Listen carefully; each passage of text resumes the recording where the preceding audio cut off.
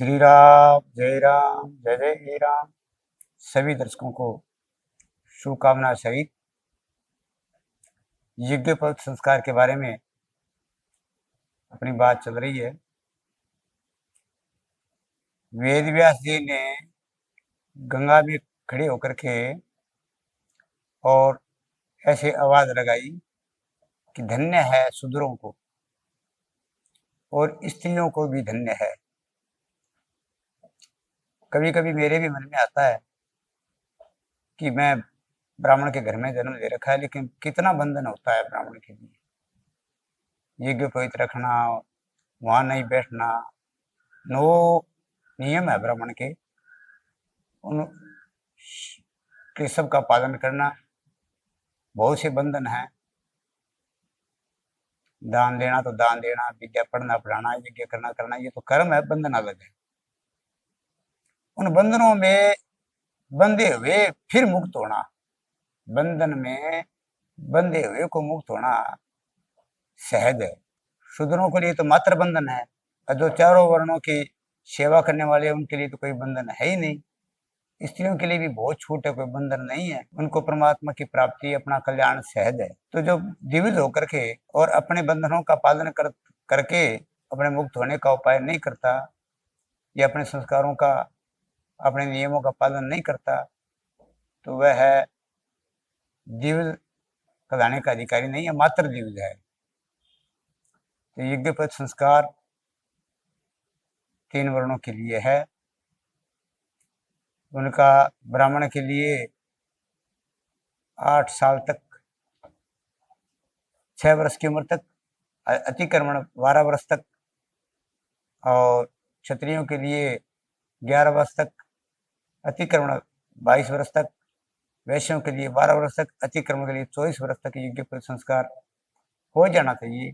और देव शयनी एकादशी के पहले और देव उठनी 11 के बाद शुभ मुहूर्त में, मध्याह्न से पहले बालक का सविधि यज्ञोपवीत संस्कार करवाने में, तथा साथ साथ में यह भी बताना चाहते हैं शास्त्र के अनुसार कि यज्ञोपवीत के बिना, चाहे भले ही वो कितने बड़े विद्वान ब्राह्मण का पुत्र क्यों न हो, वो वैदिक मंत्र के जपने का, उच्चारण करने का, वैदिक मंत्र पढ़ने का अधिकारी नहीं है। ऐसा लिखा है, ओम शब्द तो केवल दंडी स्वामी इत्यादि आचार्य लोग जो गृहस्थी नहीं है वही उच्चारण कर सकते हैं। ब्राह्मण भी अकेला ओम का उच्चारण नहीं कर सकता। जैसे मंत्र आदि बोलते हैं, हरि ही ओम गणा नाम त्वा गणपति इत्यादि, पहले हरि लगा करके हरि ओम हरि ओम। ओम प्रणव शब्द है, यह द्विजों के लिए अधिकार है, वही उनके लिए जिनको यज्ञोपवीत धारण कर रखी है। यज्ञोपवीत के बिना द्विजों के लिए कोई भी दान जप इत्यादि वो सब निष्फल हैं। और शिखा के बिना सब वर्णों के लिए भी, जिनकी शिखा है और शिखा की ग्रंथि नहीं लगाई है, तो उनके लिए सब जप तप जो है वो सब निष्फल है। भगवान का नाम किसी भी अवस्था में, किसी भी परिस्थिति में, किसी भी समय में ले सकते हैं, उसमें शुद्ध और अशुद्ध की कोई बात नहीं। लेकिन जो जब तक अपना शरीर साथ देवे तब तक कुछ नाम जप में और में थोड़ी व्यवस्था है। इसलिए द्विजों के लिए, द्विजों के बालक के लिए उपनयन संस्कार के लिए अच्छा समय और शुभ मुहूर्त में अपना यज्ञोपवीत संस्कार करवा लेना चाहिए। फिर भी भूल से, कालवश, समय की महत्ता के कारण इत्यादि कारणों के बाद में भी अभी तक कोई द्विज का यज्ञोपवीत संस्कार नहीं हुआ है, भले ही वो कितनी वर्ष की उम्र हो गई हो, 50 वर्ष का भला क्यों न हुआ हो, फिर भी उसे यज्ञोपवीत संस्कार अभी भी करवा देना चाहिए। अच्छे मुहूर्त में यज्ञोपवीत जरूर धारण करना चाहिए। यज्ञोपवीत संस्कार के बाद विवाह मुहूर्त, विवाह संस्कार के लिए बताते हैं। द्विज के लिए जब तक यज्ञोपवीत संस्कार नहीं हुआ तो विवाह आदि संस्कार भी उनके अधूरे हैं। बिना यज्ञोपवीत संस्कार के जो द्विज बालक का विवाह होता है द्विजों का, उस विवाह का शुभ फल नहीं मिलता बिना यज्ञोपवीत के। आजकल देखा है द्विजों के बालकों के लिए विवाह में अवसर पर एक बार यज्ञोपवीत बना देते हैं ब्राह्मण लोग, फिर वो आकर के निकाल देते हैं। ऐसा नहीं करना चाहिए। अब आगे के समय में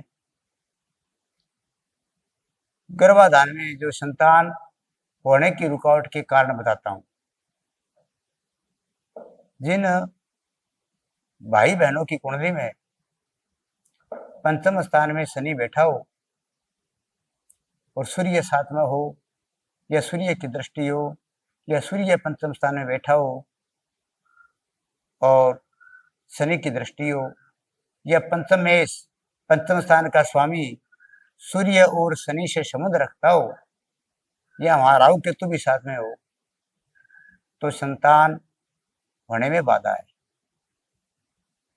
अगर इस योग में कोई वहां शुभ ग्रह नहीं है, बृहस्पति की दृष्टि नहीं है, पूर्ण रूप से शनि और सूर्य से उनका संबंध है पंचम स्थान का या पंचम मेष का, तो ऐसा लिखा है कि जिस स्त्री के ऐसी कुंडली में योग है तो वह स्त्री संतान को जन्म नहीं दे पाती। अगर पुरुष के है तो उस पुरुष के संतान नहीं होती। अगर स्त्री के है तो वह पुरुष अपनी दूसरी भार्या से संतान उत्पन्न कर सकता है। तो शास्त्रों में पुत्रेष्टि यज्ञ आदि भी बहुत उपाय बताए हैं।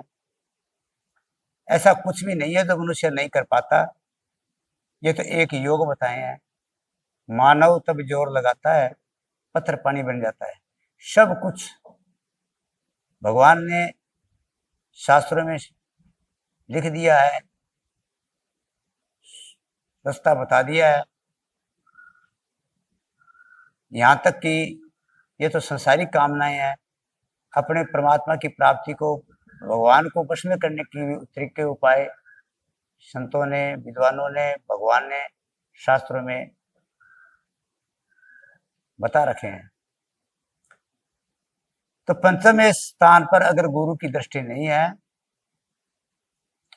तो उन सूर्य और शनि की भली भांति शांति कराई जाए और पुत्रेष्टि यज्ञ, पुत्र कामना के मैंने उपाय बताए हैं, वो उपाय भी करें। अगर सूर्य के अलावा अकेला शनि पंचम स्थान से संबंध रखता हो तो संतान तो होगी, परंतु विलंब से होगी। अगर किसी भाई और बहन के पंचम स्थान में शुभ ग्रह आदि की दृष्टि नहीं है, राहु बैठा है या केतु बैठा है, तो राहु केतु से संतान की होने में बाधा तो नहीं है, पर एक दो गर्भ स्त्राव या गर्भपात होने के बाद संतान की प्राप्ति होती है, या गर्भपात होने का भय रहता है।